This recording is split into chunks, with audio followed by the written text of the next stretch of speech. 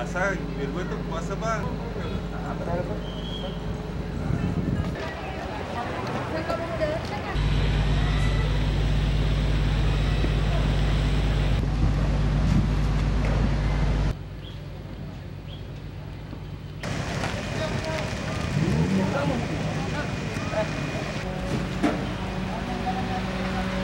Pak. Itu Pak, sini Pak.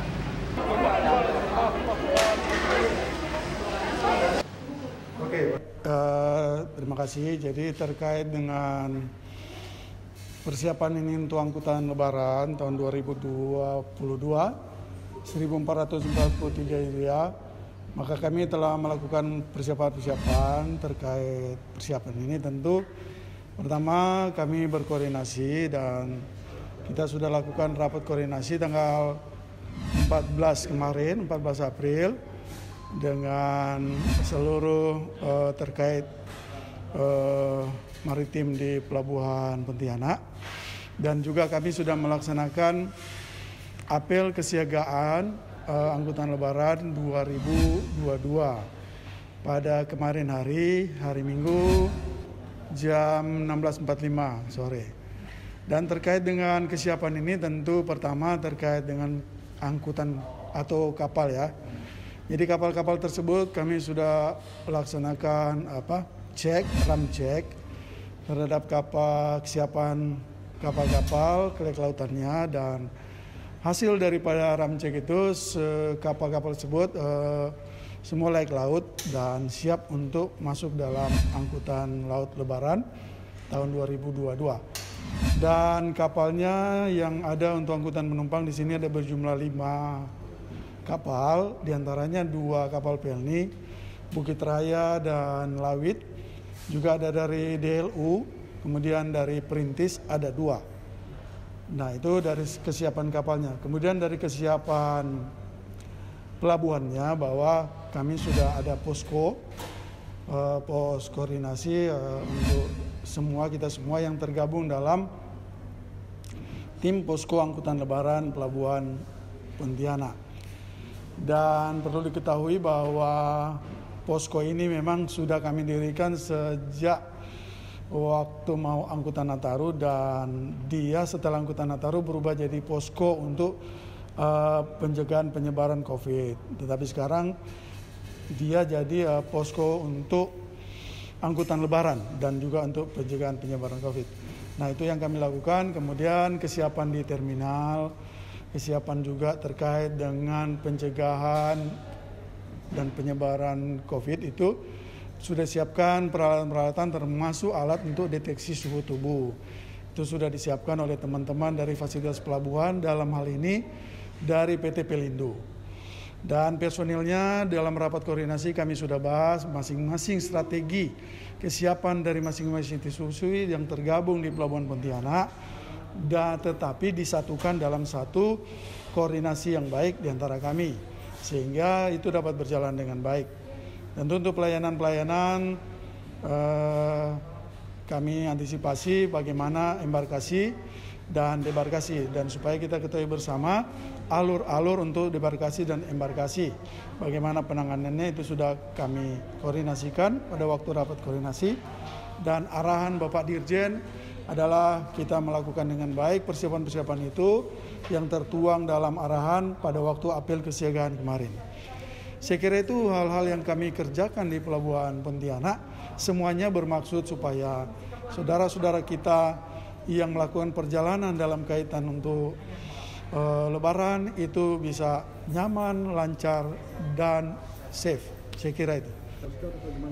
Terkait dengan hal itu, pelaku perjalanan dalam negeri sudah ada tertuang dalam surat edaran dari Pak Dirjen bahwa diarahkan kepada kita bahwa untuk persyaratan-persyaratan itu harus dikerjakan. Jadi kalau vaksinnya baru 1 kali, maka wajib dia untuk PCR.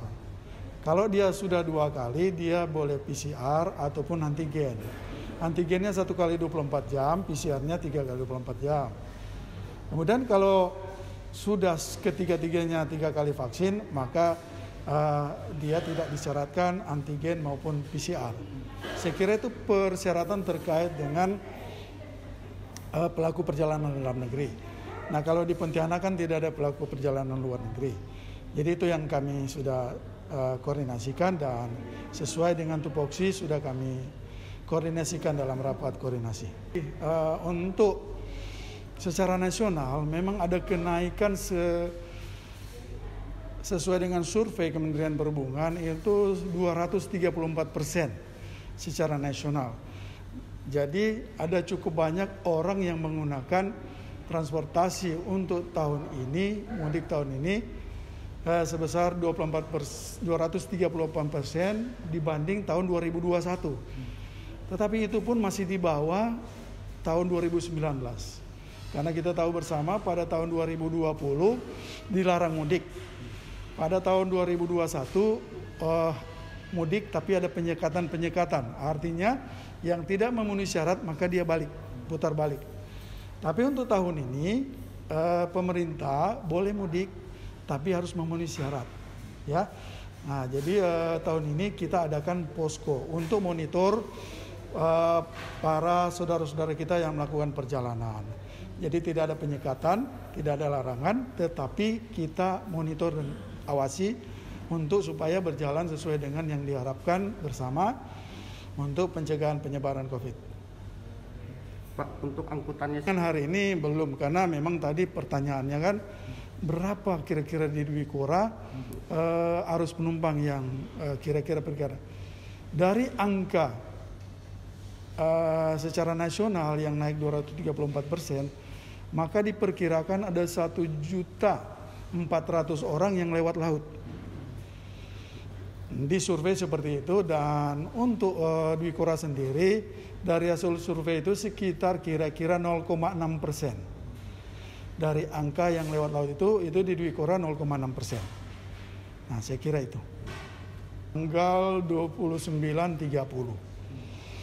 Di situ waktu itu ada kapal Bukit Raya kalau tidak salah. Sementara untuk arus balik sekitar tanggal 10-an ya. Iya, Pak. Tanggal 10. Nah, itu kira-kira. Karena dari yang kami kalkulasikan, karena dia memang ada kenaikan 234%, tapi itu dibandingkan dengan 2021. Tapi kalau dibandingkan 2019 itu masih di bawah. 2019 masih lebih tinggi, sekitar 70% lah dari 2019. Dan kami prediksi kelima kapal tersebut masih menampung, karena tahun 2019 pun masih menampung. Ya.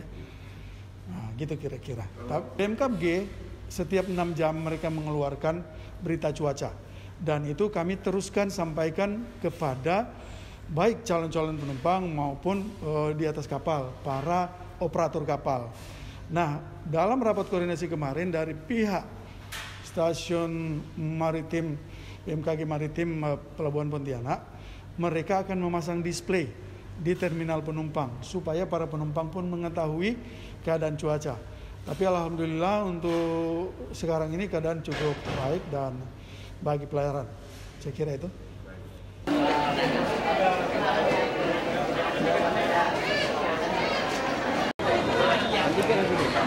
Tunggu.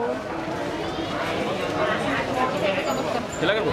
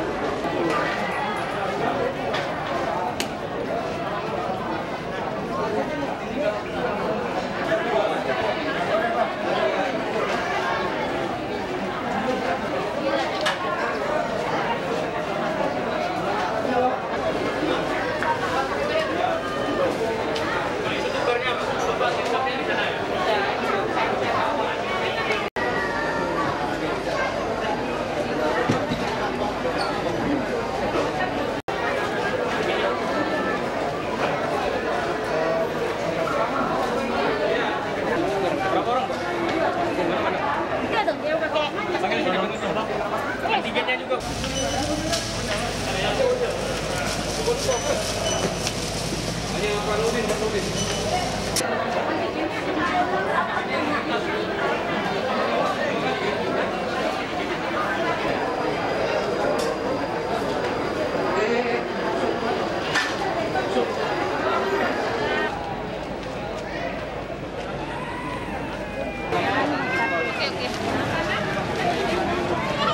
Sudah.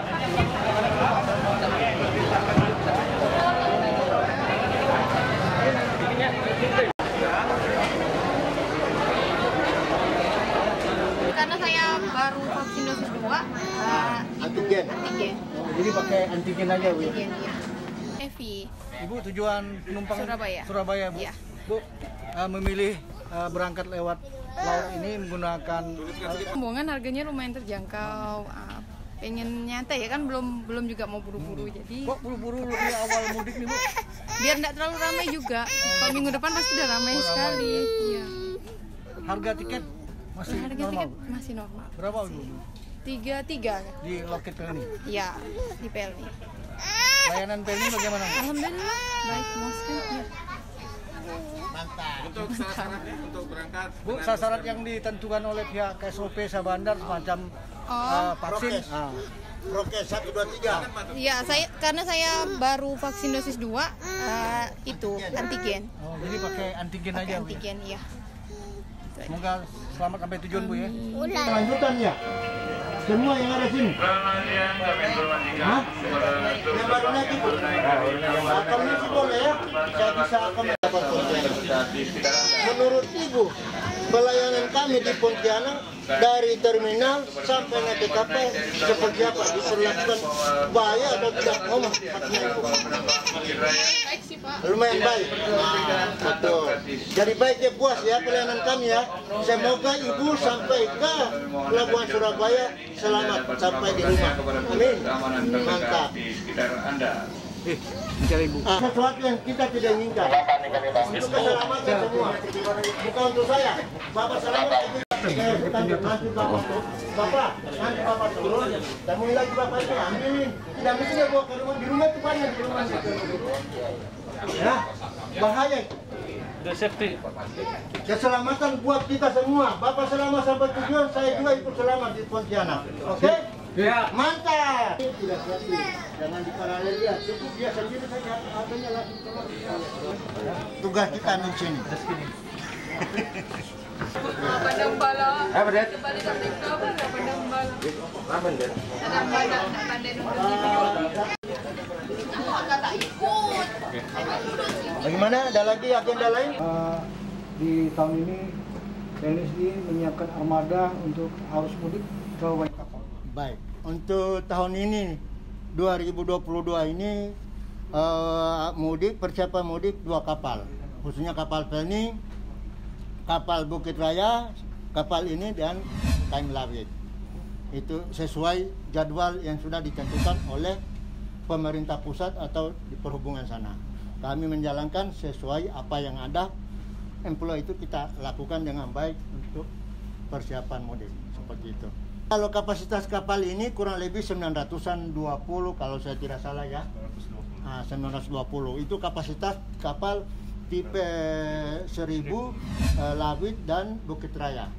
Hari ini baru 742 berita yang terkini siang hari ini. Yang ada terjual tiket di bawah. Sampai jam 15.00 berangkat ke Surabaya. Ada kemungkinan penambahan nih, Pak? Kemungkinan penambahan penumpang siang ini bisa-bisa jadi.